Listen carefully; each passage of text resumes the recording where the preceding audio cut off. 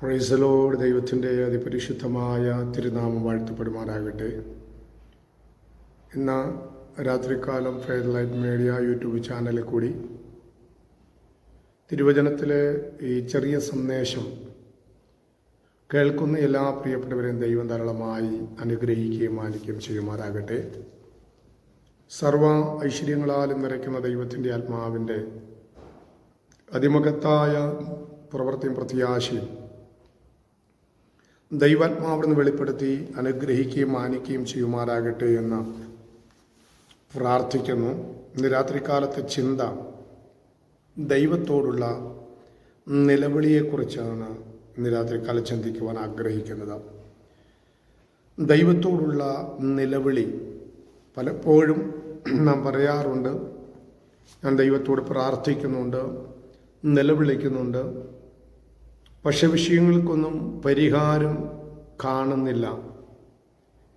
എൻ്റെ വിഷയത്തിന് ഒരുപാട് നാളുകളായി ഞാൻ ദൈവത്തോട് നിലവിളിച്ചു കൊണ്ടിരിക്കുകയാണ്, ഞാൻ പ്രാർത്ഥിച്ചു കൊണ്ടിരിക്കുകയാണ്, പലരെ കൊണ്ട് ഞാൻ പ്രാർത്ഥിപ്പിച്ചു കൊണ്ടിരിക്കുകയാണ്.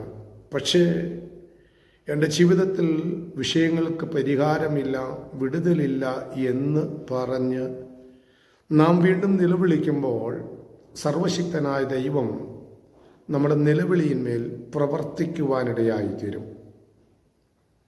അതെപ്പോഴാണ് നിലവിളിയിൽ പ്രവർത്തിക്കുന്നത് എന്ന് ചോദിച്ചു കഴിഞ്ഞാൽ അതിനാധാരമായിട്ട് ഞാനൊരു വാക്യം വായിക്കുന്നു. സങ്കീർത്തന പുസ്തകം 34:17 വാക്യം.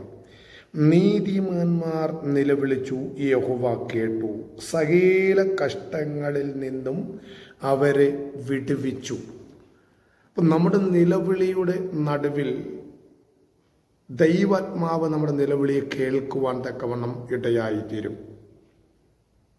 യെശയ്യാ പ്രവാചകന്റെ പുസ്തകത്തിൽ പഠിക്കുമ്പോൾ കേൾപ്പാൻ കഴിയാതെ വണ്ണം അവൻ്റെ ചെവി മന്ദമായിട്ടില്ല, രക്ഷിപ്പാൻ കഴിയാതെ വണ്ണം കർത്താവിൻ്റെ കരം കുറുകിയിട്ടില്ല, പിന്നെയോ നിങ്ങളുടെ അകൃത്യങ്ങൾ അത്രയെന്ന് യെശയ്യാ പ്രവാചകൻ വിളിച്ചു പറയുമ്പോൾ പലപ്പോഴും നമ്മുടെ പ്രാർത്ഥന അല്ലെങ്കിൽ നിലവിളി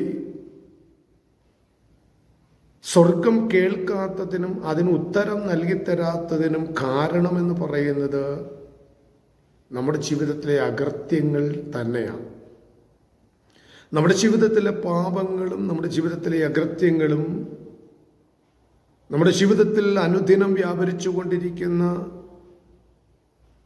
ചില ദുഷ്പ്രവർത്തികളും മുഖാന്തരമാണ് പലപ്പോഴും നമ്മുടെ പ്രാർത്ഥനയ്ക്ക് മറുപടി ലഭിക്കാൻ കഴിയാതെ പോകുന്നത്. മത്തായി സുവിശേഷത്തിൽ വചനം വിളിച്ചു പറയുന്നത്, നീ യാഗമർപ്പിക്കുവാൻ കടന്നു ചെല്ലുമ്പോൾ നിന്റെ സഹോദരന് നിന്നോട് വല്ലതും ഉണ്ടെന്ന് തോന്നിയാൽ നിന്റെ യാഗപീഠത്തിൻ്റെ അടുക്കൽ വെച്ചിട്ട് ഒന്നാമത് പോയി സഹോദരനോട് നിരന്നുകൊള്ളട്ടെ എന്നാണ്.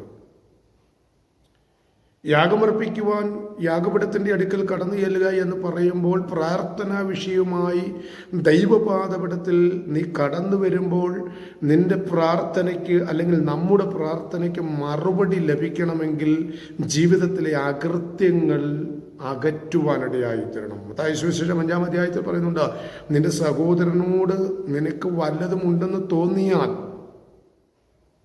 അല്ലെങ്കിൽ സഹോദരൻ നിന്നോട് വല്ലതും ഉണ്ടെന്ന് തോന്നിയാൽ ഒന്നാമത് യാഗപീഠത്തിൻ്റെ അടുക്കൽ വെച്ചിട്ട് ഒന്നാമത് പോയി അവനോട് നിരന്നുകൊള്ളണം. എന്ന് വെച്ച് കഴിഞ്ഞാൽ വിഷയവുമായി ദൈവസന്നിധിയിൽ നിലവിളിക്കുന്ന വിഷയവുമായി ദൈവസന്നിധിയിൽ കടന്നു വരുമ്പോൾ ആദ്യം നമ്മളുടെ ജീവിതത്തിലെ കുറവുകളെ നാം നികത്തുവാനിടയായി തീരണം. അതാണ് ഇവിടെ വായിച്ച വാക്യത്തിൽ കാണാൻ കഴിയുന്നത്. നീതിമാന്മാർ നിലവിളിച്ചു, യഹോവ കേട്ടു, സകല കഷ്ടങ്ങളിൽ നിന്നും അവരെ വിടുവിച്ചു. അപ്പൊ നമ്മുടെ നിലവിളി കേട്ട് ഉത്തരം അരുളണമെങ്കിൽ ഹൃദയ പരമാർത്ഥതയോടെ നാം നിലവിളിക്കുവാൻ തക്കവണ്ണം നമ്മുടെ ആയിട്ടാണ്. പക, വിദ്വേഷം, വഞ്ചന, ചതവ്, ഗൂഢാലോചന, തന്ത്രങ്ങൾ ഇത്യാദി കാര്യങ്ങൾ ജീവിതത്തിൽ മനസ്സിൽ നിറച്ചു വെച്ചുകൊണ്ട് നാം എത്ര നിലവിളിച്ചാലും ദൈവം നമ്മുടെ നിലവിളി കേൾക്കത്തില്ല. ദൈവം നമ്മുടെ നിലവിളി കേട്ട് നമുക്ക് ഉത്തരം അരുളണമെങ്കിൽ പരമാർത്ഥതയോടെ ദൈവസന്നിധിയിൽ നിലവിളിക്കപ്പെടുവാനിടയായിത്തീരണം. അങ്ങനെയെങ്കിൽ ദൈവം പറയുന്ന സകല കഷ്ടങ്ങളിൽ നിന്നും അവരെ വിടുവിച്ചു. സകല കഷ്ടങ്ങളിൽ നിന്നും അവരെ വിടുവിച്ചു. നിന്റെ കഷ്ടം എത്ര കാഠിന്യമേറിയതാണെങ്കിലും പരിശുദ്ധാത്മാവിൻ്റെ സന്നിധിയിൽ നിന്റെ ഹൃദയത്തെ ഏൽപ്പിച്ചു കൊടുത്ത് നിലവിളിക്കാൻ തയ്യാറാകുമ്പോഴാണ് ദൈവാത്മാവ് നിലവിളി കേൾക്കുവാനിടയായിത്തീരുന്നത്. അവൻ അടുത്ത വാക്യം വായിക്കുന്നു, ഹൃദയം നുറുങ്ങിയവർക്ക് യഹോവ സമീപസ്ഥൻ, മനസ്സ് തകർന്നവരെ അവൻ രക്ഷിക്കുന്നു. അപ്പൊ ഹൃദയം നുറുക്കത്തോടെ ദൈവസന്നിധിയിൽ ഏൽപ്പിച്ചു കൊടുക്കാൻ തയ്യാറാകുമ്പോഴാണ് ദൈവം നിലവിളി കേൾക്കുവാനിടയായിത്തീരുന്നത്. നീതിമാന്റെ അനർത്ഥങ്ങൾ അസംഖ്യമാകുന്നു, സഹിക്കാൻ കഴിയാത്തതാകുന്നു. എന്നാൽ അവിടെ പറയുന്നു, അവയിൽ ആമേൻ എല്ലാറ്റിൽ നിന്ന് യഹോവ അവനെ എന്ത് ചെയ്യുന്നു?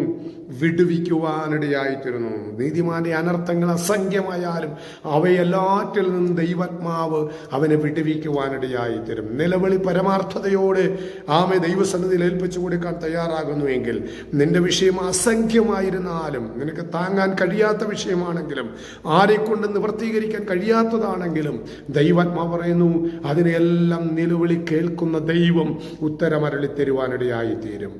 ഉത്തരമരളുന്ന സർവശക്തനായ ദൈവത്തിൻ്റെ കരങ്ങളിൽ വിഷയങ്ങളുമായി പ്രാർത്ഥിക്കാൻ കടന്നു ചെല്ലുമ്പോൾ, പ്രാർത്ഥനാ വിഷയങ്ങളെ ദൈവസന്നിധിയിൽ ഏൽപ്പിക്കുന്നതിന് മുന്നമേ ഹൃദയത്തെ ഒന്ന് ശുദ്ധീകരിക്കാം.